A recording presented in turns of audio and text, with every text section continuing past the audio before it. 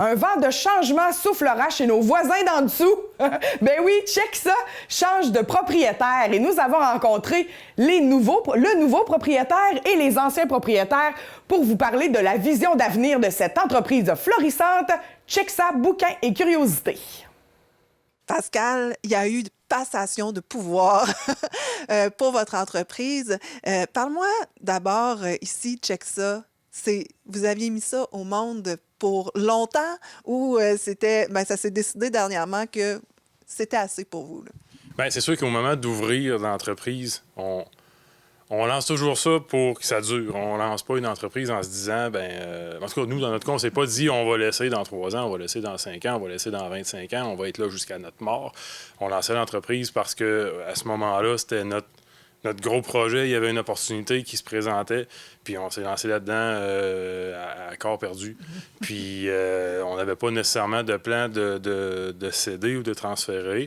Bon, en cours de route, on a mené l'entreprise le plus loin qu'on le pouvait, moi et Julie. Il y a toutes sortes de choses qui se passent dans la vie d'une entreprise, dans la vie des personnes. Pour nous, plus ça avançait, plus on réalisait que le moment de céder, de passer le témoin à quelqu'un était approché. On sentait qu'on n'était plus les bonnes personnes pour amener la librairie à son plein potentiel parce qu'il y a encore des potentiels qui sont inexploités. Donc, de notre côté, il y avait une réflexion qui s'était faite pour moi et Julie. Puis, ça fait quand même plusieurs mois qu'on explorait des pistes, qu'on tendait des perches pour essayer de trouver une personne qui allait prendre la relève. Et est-ce que c'était important pour vous, la personne qui allait prendre la relève? Est-ce que vous vouliez avoir la personne idéale ou c'était important de vendre le plus rapidement possible?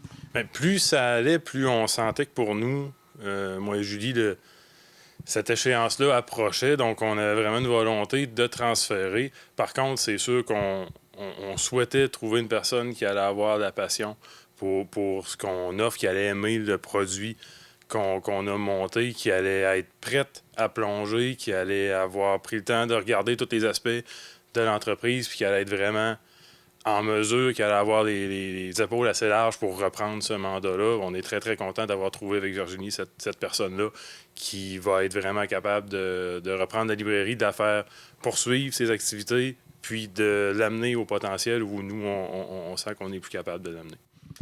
Mais là, vous n'avez pas laissé Virginie seule comme ça, sans rien lui enseigner. Ça se fait jusqu'au 28, hein? Et le 28 février, c'est la fin. Oui, mais en fait, Virginie a intégré l'équipe ici dès l'été 2019 pour commencer à se familiariser avec différentes choses. Avant même qu'on ait convenu des détails de transfert d'entreprise, Virginie faisait partie de l'équipe ici. Donc, il y a déjà eu des choses qu'elle a pu acquérir, qui ont pu lui être transmises en cours de route. Puis ça s'est intensifié, évidemment, dans les dernières semaines, dans les derniers mois, là, décembre, janvier, même février, ça a été des gros mois de transfert. Puis pour moi et Julie, c'est vraiment le 28 février qui est la dernière journée de présence officielle sur les lieux. Suite à ça, Virginie va être en pleine et totale responsabilité au niveau de la librairie. Puis évidemment, même Virginie, de semaine en semaine, de mois en mois, prenait de plus en plus de place. Elle rattrapait beaucoup d'heures au niveau du plancher. Julie était de moins en moins présente. Donc, le 28 février, dans le fond, c'est vraiment notre dernière journée. Il y a une petite promo spéciale sur les choses que moi et Julie, on aime le plus. Bon, les livres de sciences humaines, les livres d'histoire, les jeux de société, les livres de voyage. Fait qu'on a un petit clin d'œil qu'on fait avec ça. On est là de 10 à 18 heures le 28, puis ensuite, on va être là comme client. Donc, parlant de clients, clientes, ça va être le temps de venir vous voir cette journée-là, vous dire au revoir. Mais on va pouvoir quand même te retrouver comme à notre écran, puisque tu continues à travailler pour la MRC. Oui, bien sûr, ça va. Je vais continuer à être présent dans le milieu. Mes fonctions professionnelles à la MRC n'ont jamais cessé, même si j'étais copropriétaire de la librairie ici. Donc, je continue à assumer ces fonctions-là. Puis c'est ça, si les clients qui ne savaient pas encore qu'on cédait veulent venir nous voir, c'est le moment de le faire. C'est le moment aussi de venir faire connaissance avec Virginie si ce n'est pas déjà fait. Donc, on est là encore pour quelques jours. Bienvenue à tous et toutes. Puis, venez par la suite, venez voir Virginie, venez faire connaissance avec elle. Elle va être capable vraiment de reprendre, de vous accueillir autant que nous, on le faisait auparavant. Fait que, ayez pas de gêne, venez me découvrir si ce n'est pas encore fait. Virginie, tu es la nouvelle propriétaire de Check ça. Dis-moi, quelle idée folle t'a passé par la tête? J'aime relever des défis. Je suis chargée de projet depuis une quinzaine d'années, animatrice aussi, intervenante auprès des jeunes et j'avais envie de m'enraciner. J'avais vraiment envie de poser mes valises. J'ai voyagé d'une région à l'autre, d'un projet à l'autre, d'une communauté à l'autre. J'ai tout le temps beaucoup aimé les gens. Mais là, j'étais rendue là dans ma vie, dire, je pose mes valises, je m'installe. Quand on m'a offert la librairie, j'y ai beaucoup réfléchi parce que poser ses valises, c'est pas non plus quelque chose de facile, mais la décision est prise et je la regrette pas. Donc, j'ai idée folle, je sais pas. C'était une blague. Projet. C'est un beau projet, puis ça va être le projet que je vais tenir à bout de bras pendant encore plusieurs années. Ça a commencé à l'été 2019, c'est ça, c'était pas encore décidé totalement, mais là, en rencontrant les gens, tes clients, clientes, vraiment, là, tu as pris la décision.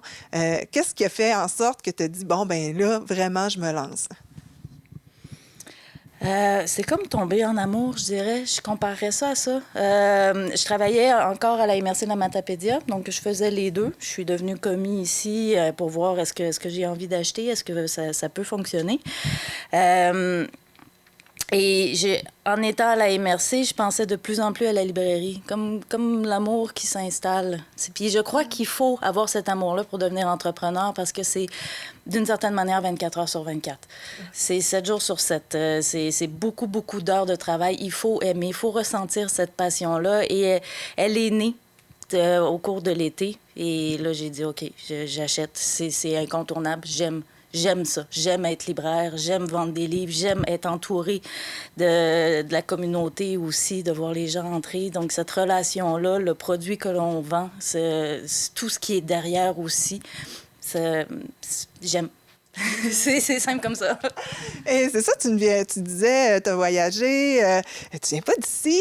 C'est tellement enrichissant pour une région d'avoir quelqu'un comme toi qui décide d'acheter une entreprise et de t'installer. Qu'est-ce qui fait en sorte que tu as dit oui, la Matapédia, je suis prête à acheter une entreprise chez vous? Je vais vous raconter une petite histoire. Moi, je viens de la région de Montréal. J'ai vécu toute mon primaire, si on veut, à Montréal même, sinon en périphérie. J'ai habité un peu à Sherbrooke. Je me rappelle d'un voyage, le dernier voyage que j'ai fait avec ma famille. On est passé par la vallée de la Matapédia, j'avais 15 ans. Et c'est marquant de regarder les paysages, de voir les petites communautés, les petits villages et de me dire les gens sont chanceux de vivre dans un lieu comme celui-là.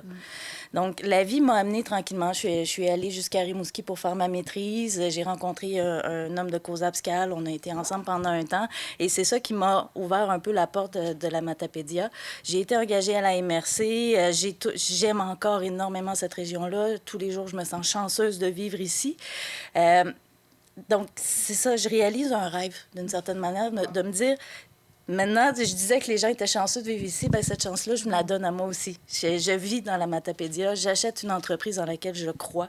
Je vais vendre des livres. Je nous appelle un peu une librairie de bois parce qu'on est entouré d'un grand territoire forestier. Ouais. On n'est pas dans un centre urbain. Et ici, c'est un peu comme les bibliothèques, mais un berceau de la culture, un berceau de la connaissance. Je trouve que c'est un beau privilège d'être gardienne de ça, si on veut, ou du moins... Quel beau témoignage, merci. Et puis, je voulais savoir aussi, est-ce que tu as des ambitions différentes un peu pour Chexa? Est-ce que tu veux que ça continue exactement comme c'est présentement ou il y a des changements que tu aimerais apporter?